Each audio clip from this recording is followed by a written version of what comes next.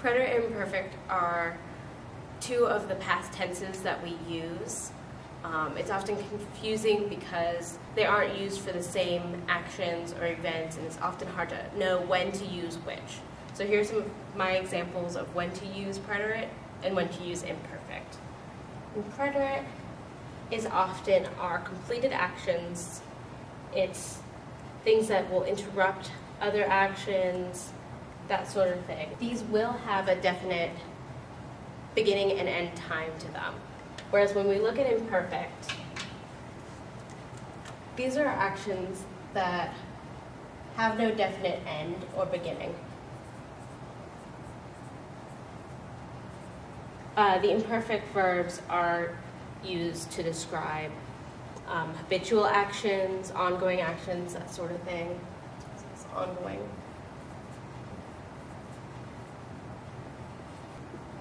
Habitual actions.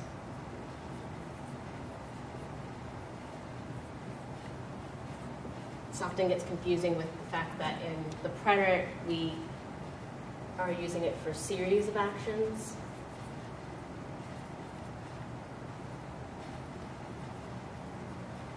And I'll show some examples of that. And the last thing that imperfect is used for is to tell time in the past. It's like it was 5 o'clock when yada yada. We have different ways of conjugating these verbs as well. For preterit, for AR verbs, it's A, aste, O,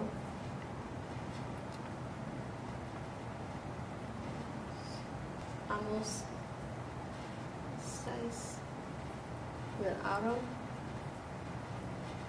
And then on these, there's accents on the O and the A. And then for IR, it's E, iste, EO, accents on the I and the O. Emos, istes, and then ieron. And this is the same for ER verbs as well. Then when we have the imperfect tense, we conjugate it with the AR verbs as Abba, Abbas, Abba, Vamos, Abbais, and then Abba. So then for IR and ER verbs in the imperfect, conjugate them as ia, ias, ia, imos, iais, and then ian. And these all have accents on the I's. That's a general conjugation of them. With the preterit and imperfect, we often run into some irregulars. The preterit has a list of irregulars that really the only way to learn is to memorize them. There is an awesome song on YouTube that is using the tune of La Cucaracha to sing you the irregulars in the yo form that in the preterit. And those really get stuck in your head, and so when you get to the exam, you really know them. So that's helpful. With the imperfect, you luckily have a shorter list. We have 3 verbs that are irregular in the imperfect. Those are ser, ir, and ver. So ser conjugates to era. Ir conjugates to iba. And ver conjugates to veia. And that's also for verbs similar to ver. They conjugate similarly. So those are the only ones that you have to worry about with the imperfect, which makes it pretty easy.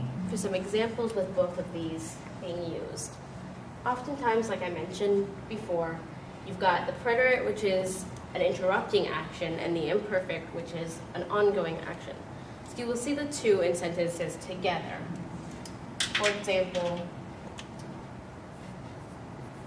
comíamos en estos, and then Oftentimes when you have an interrupting action, you'll have the word cuando, which means when. Say when Buzz vino, which is one of our irregulars. The sentence would say, we were eating in Estes when Buzz came in. So it's an interrupting action, interrupting the ongoing action, which was we were eating. Let's use another example of this interrupting action, interrupting the ongoing action. So we see this more often. El estudiante estudiaba en McGraw-Page cuando su profesor llamó a él. So the student was studying in McGraw-Page when his professor called him. So those are examples of when we use the preterite and imperfect during ongoing actions and then interrupting. So this would be the ongoing, the student was studying, and the interrupting one was when the professor called him. And so now we'll look at some examples of each of these on their own. For imperfect, as I said, this is kind of used with habitual actions, actions with no definitive beginning or end, that sort of thing.